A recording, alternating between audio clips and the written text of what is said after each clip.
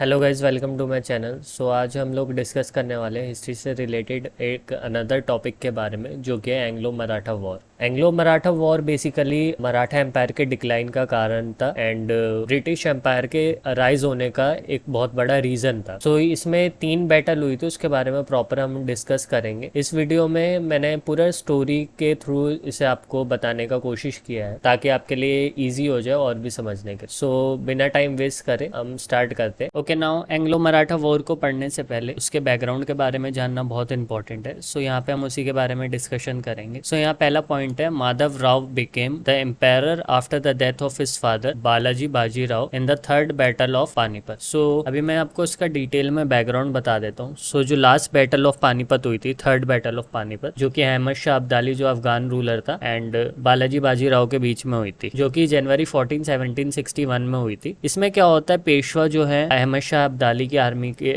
के सामने टिक नहीं पाते और हार जाते हैं। इसमें बालाजी बाजीराव के जो सबसे क्लोज पीपल होते हैं, विश्वास राव और सदाशिव राव भाऊ, उनकी डेथ हो जाती है, जिसकी वजह से बालाजी बाजीराव भी सदमे में चले जाते हैं और 6 मंथ्स के बाद उनकी भी डेथ हो जाती है। सो बालाजी बाजीराव की डेथ के माधव राव जो उनके बेटे होते हैं, इन्हें सक्सीड करते हैं और एज ए एम्पायर ये आगे मराठा को अब बढ़ाते हैं। At the young age of 17 he became Peshwa. 17 साल के यंग एज में ये एक पेशवा बन जाते हैं। But after the death of Madhav Rao due to some disease in 1772 there is a conflict create among the Maratha for succession. So क्या होता है कि इनकी भी डेथ हो जाती है 1772 में। कहा जाता है कि टीबी की डिजीज की वजह से इनकी डेथ हो जाती है। उसके बाद जो मराठा है उनमें कॉन्फ्लिक्ट क्रिएट हो जाता है सक्सेशन को लेके। सो यही मेन रीजन होता है एंग्लो मराठा वॉर का। सो अब हम एंग्लो मराठा के वॉर के बारे में पढ़ने जा रहे हैं एंड इसके बारे में प्रॉपर जानकारी लेंगे। Okay, now first Anglo Maratha war के बारे में अब हम पढ़ेंगे। फर्स्ट एंग्लो मराठा वॉर 1755 से लेके 1802 तक इसका टेन्योर रहता है। आइए इसके बारे में पॉइंट में डिस्कशन कर लेते हैं। Raghunath Rao want to lead Peshwaship after the death of Narayan Rao in 1773 but council member didn't support its decision. So क्या होता है, जब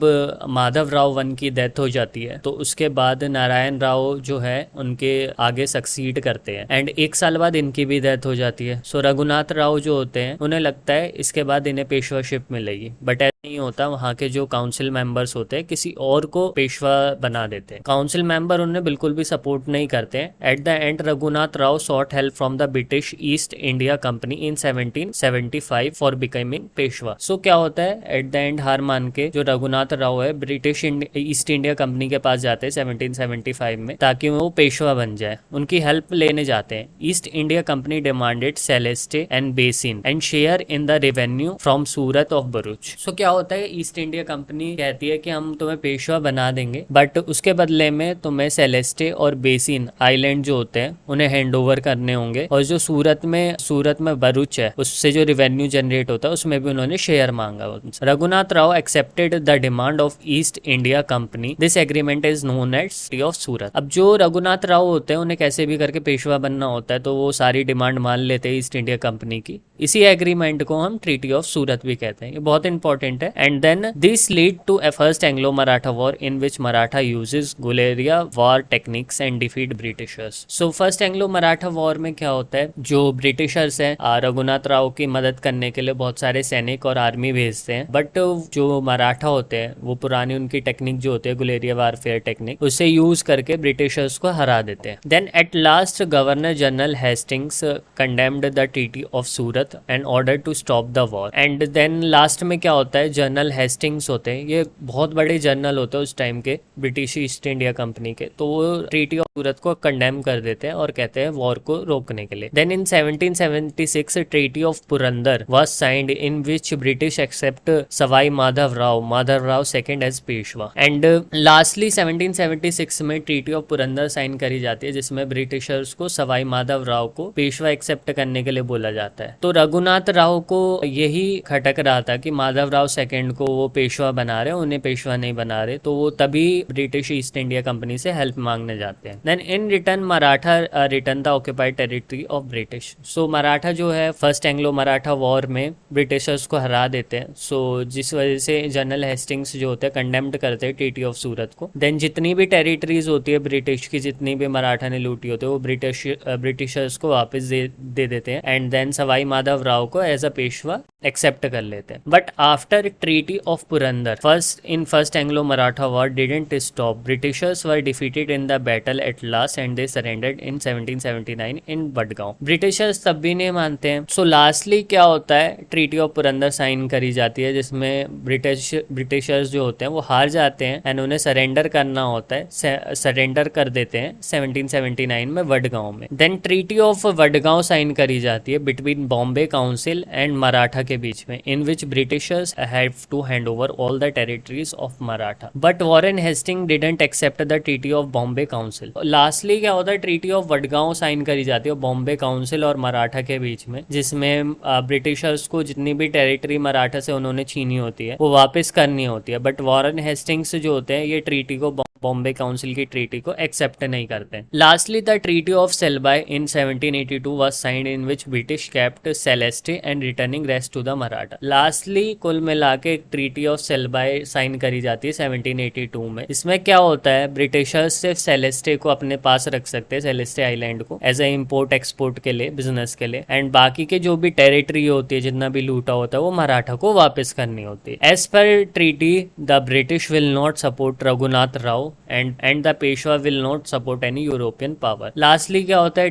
इस ट्रीटी में कि ब्रिटिशर्स जो है रघुनाथ राव को सपोर्ट करना नहीं होता है उन्हें, एंड पेशवा जो होते हैं वो यूरोपियन पावर को सपोर्ट नहीं कर सकते। इससे 20 साल का पीस बना रहता है। देन ये एंड हो जाता है एंग्लो मराठा वॉर यहीं, एंड देन 20 इयर्स का पीस बना रहता है। यहीं तक फर्स्ट एंग्लो मराठा वॉर था, जिसमें हमने मेन जो कंसर्न है वो है फर्स्ट एंग्लो मराठा वॉर में मेन जो चीज है वो है treaty of Surat, then treaty of Salbai जो लास्ट में हुई थी। ये दो मेन ट्रीटी हैं। जो ट्रीटी ऑफ सूरत है जो मेन का रीजन थी फर्स्ट एंग्लो मराठा वॉर का, and then treaty of Salbai जो मेन रीजन थी एंड होने का इस वॉर का। ये मेन इंपॉर्टेंट थिंग है। Okay, now moving to the next war which is second Anglo Maratha war, जो कि 1802 से लेके 1806 तक चली थी। इसका 4 ईयर का टेन्योर रहता है। इसमें क्या होता है, माधव राव सेकंड जो होते हैं सुसाइड कमिट कर लेते हैं अपनी यंग एज में, 21 ईयर्स की एज में। After that Bajirao second became Peshwa. अब बाजीराव सेकंड कौन थे, बाजीराव सेकंड ही जो थे वो रघुनाथ राव के सन थे। रघुनाथ राव जिनकी वजह से फर्स्ट एंग्लो मराठा वॉर हुई थी, उसके बाद उनके सन जो होते हैं बाजीराव सेकंड, वो माधव राव सेकंड को सक्सीड करते हैं as a Peshwa. This was not accepted by the other Maratha chief. जो कि दूसरे मराठा चीफ थे वो एक्सेप्टेड नहीं कर रहे थे उन्हें एज अ पेशवा। अब दूसरे मराठा चीफ कौन थे जो इन्हें एक्सेप्ट नहीं कर रहे थे, उनके बारे में हम प्रॉपर पे डिस्कस करते हैं। अब बाजीराव फर्स्ट जो थे,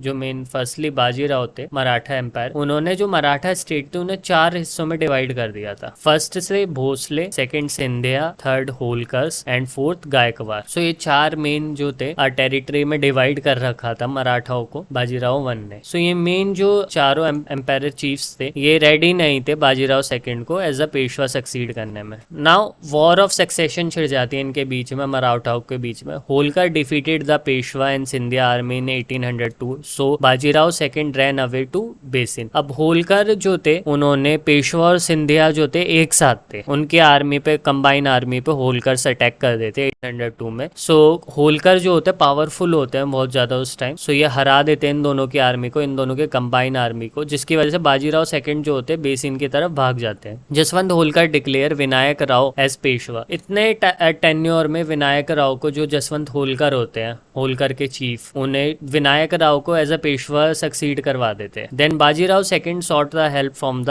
ब्रिटिशर। जो इनके फादर गलती करते हैं वही गलती बाजीराव सेकंड करते हैं। बाजीराव सेकंड भी ब्रिटिशर से हेल्प मांगने चले जाते हैं। Lastly treaty of basin was signed between Bajirao second and the British in 1802। Lastly क्या होता है, जैसे फर्स्ट एंग्लो मराठा वॉर हुई थी उसमें ट्रीटी ऑफ सूरत साइन करी गई थी, जब रघुनाथ राव उनसे मदद मांगने जाते हैं ब्रिटिशर्स से। सो अब सेकेंड एंग्लो मराठा वॉर में क्या होता है, ट्रीटी ऑफ बेसिन साइन करी जाती है बाजीराव सेकंड और ब्रिटिश काउंसिल के बीच में। It is a subsidiary alliance in real sense. On 13 May, Bajirao II became Peshwa but he was under control of Britishers. अब इस ट्रीटी के अंडर क्या होता है, बहुत सारी जो टेरिटरी होती है मराठा की वो हैंड ओवर करनी होती है ब्रिटिशर्स को, और ये एक्सेप्ट कर लेते बाजीराव सेकंड। अब बाजीराव सेकंड की मदद करने के लिए ब्रिटिशर्स अपनी बहुत सारी आर्मी भेज देते हैं, जिसमें जो सेकंड एंग्लो मराठा वॉर होती है वो बुरी तरह से हार जाते हैं, और जो बाजीराव सेकंड होते हैं वो दोबारा पेशवाशिप कंटिन्यू करते हैं। बट जो बहुत सारी टेरिटरी होती है वो ब्रिटिशर्स के अंडर आ जाती है, तो बाजीराव सेकंड भी ब्रिटिशर्स के अंडर कंट्रोल आ जाते हैं। All the Maratha chief were unhappy with this treaty of this lead to second Anglo Maratha war, but this time Britishers were defeated the Maratha, this lead to the end of the second Maratha war. अब क्या होता है, जो chief होते हैं, चारों chief अभी ऊपर पड़ा, चारों चीफ के बारे में, होलकर, सिंधिया, गायकवाड़, ये सब जो हैं इसके खिलाफ होते हैं और अनहैप्पी होते हैं इस ट्रीटी की वजह से, जिससे मराठा वॉर जो होता है कंजस्टेड हो जाता है बहुत ज़्यादा, ब्रिटिशर्स के अंडर आ जाता है। और बट दिस टाइम क्या होता है कि ब्रिटिशर्स जो होते हैं वो सेकेंड एंग्लो मराठा वॉर में मराठाओं को हरा देते हैं, एंड इसके बाद एंग्लो मराठा वॉर खत्म हो जाता है, सेकेंड एंग्लो मराठा वॉर। यहीं तक था एंग्लो मराठा वॉर, जिसमें मेन जो चीज़ थी वो थी ट्रीटी ऑफ बेसिन, जिसके बारे में हमने प्रॉपर जानकारी ले ली है। Okay, now last topic discuss कर लेते हैं, जो कि थर्ड एंग्लो मराठा वॉर, जो कि 1718 से लेके 1818 तक चली थी। 1 ईयर का इसका टेन्योर रहता है। इसमें क्या होता है, लॉर्ड हेस्टिंग जो होते हैं वो प्रोक्लेम्ड करते हैं कि वो ब्रिटिश को पैरामाउंट पे लेके जाएंगे। इसका मतलब क्या है कि ब्रिटिशर्स को वो एक पीक पर लेके जाएंगे इंडिया में, उनका मानना ये था, वो प्रोक्लेम्ड कर रहे थे ऐसा थर्ड मराठा वॉर के दौरान। After second Anglo Maratha war, Maratha became weak due to which Pindaris financial situation was threaten and worse. अब क्या होता है, सेकेंड एंग्लो मराठा वॉर जब एंड हो जाती है उसके बाद मराठा एम्पायर बहुत ज्यादा वीक हो जाता है, जिसकी वजह से पिंडारीज जो होते हैं उनकी फाइनेंशियल जो सिचुएशन होती है वो बहुत ही खतरे में आ जाती है और बहुत ही बेकार हो जाती है। अब पिंडारीज होते हैं, यहाँ पे पिंडारीज एक बहुत इंपॉर्टेंट वर्ड है। पिंडारीज जो होते हैं वो हेल्प करते थे मराठा की वॉर में, जैसे गोलेरिया वॉरफेयर टेक्निक्स होती थी वो यही यूज करते थे, एंड बदले में मराठा से कुछ नहीं लेते थे, बट वॉर खत्म होने के बाद जितना भी सामान होता है वो ही लूट के चले जाते हैं। सो इसकी वजह से जो है पिंडारिस की सिचुएशन भी खराब हो जाती है और वर्स हो जाती है। Due to lack of employment, Pindaris plundered near by areas of British territories. अब क्या होता है, इन्होंने ब्रिटिश टेरिटरीज को लूटना चालू कर देते हैं। Warren Hastings launch and attack against the Pindaris in 1817। अब क्या होता है, इनसे परेशान होकर वॉरेन हेस्टिंग्स जो होते हैं वो लास्टली 1817 में इनके खिलाफ अटैक स्टार्ट कर देते हैं। अब क्या होता है, पिंडारीज पर अटैक होना चालू हो जाता है, तो सारे जो होते हैं चीफ्स, पेशवा, होलकर, सिंधिया, भोसले, ये सारे यूनाइटेड होके ब्रिटिशर्स पर अटैक करते हैं। बट मराठा एम्पायर इतना वीक हो जाता है कि वो एक साथ मिलकर भी ईस्ट इंडिया कंपनी को हरा नहीं पाता है। सेकेंड एंग्लो मराठा वॉर के बाद इतना वीक हो जाता है। जो चीज इन्हें पहले करनी चाहिए थी वो ये नहीं करते। अब लास्ट में यूनाइटेड होते हैं तो बट वो इतने वीक होते कि ईस्ट इंडिया कंपनी को हरा ही नहीं पाते। At the end Maratha chief surrender in front of Britishers with the third Anglo Maratha war, Maratha empire also and third Anglo Maratha war भी खत्म हो जाता है और मराठा एम्पायर भी एंड हो जाता है। सो होप ये वीडियो आपको पसंद आई होगी, एंड अगर पसंद आई है तो लाइक, शेयर एंड कमेंट जरूर करिएगा। Thank you.